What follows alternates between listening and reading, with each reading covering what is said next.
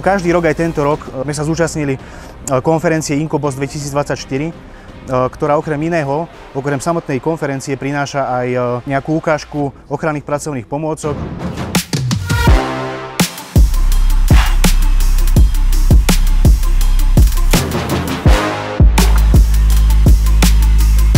Tak podľa mňa tie témy, ktoré sú na Inkoboze, sú stále atraktívne a prispôsobujú sa aj tým trendom, ktoré vlastne sú v bezpečnosti, ako napríklad je to digitalizácia a sú to tie nové procesy, ktoré sú spojené s umelou inteligenciou.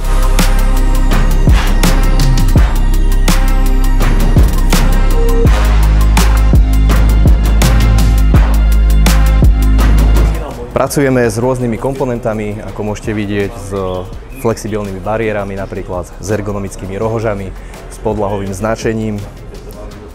Využitie to má naozaj široké, ako napríklad môžete vidieť tu. Bariéra, ktorá sa dá použiť na ochranu stĺpu, sa dá využiť aj ako krásny stolík, kde si človek v pohode vypije kávičku.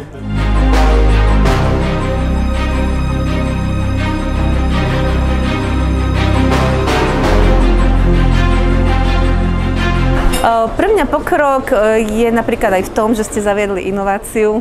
To znamená, idete čiastočne online. Pre mňa je pokrok každý nový účastník, ktorého tu stretnem. Napríklad prezentácia od hasičov. Tá bola úžasná, pre mňa to bolo niečo skutočne nové a je to skvelé.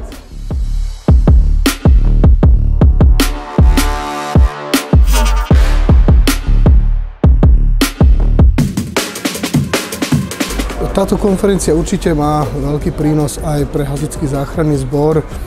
Bezpečnosť a ochrana zdravia pri práci a požiarna ochrana určite idú vedno ruka v ruke a napokon aj na takýchto fórach sa samotní hasiči môžu vzdelávať alebo získavať nejaké nové informácie a skúsenosti v oblasti bezpečnosti a ochrany zdravia pri práci, ktorú potom môžeme aplikovať aj do našich radov a do nášho pola pôsobnosti.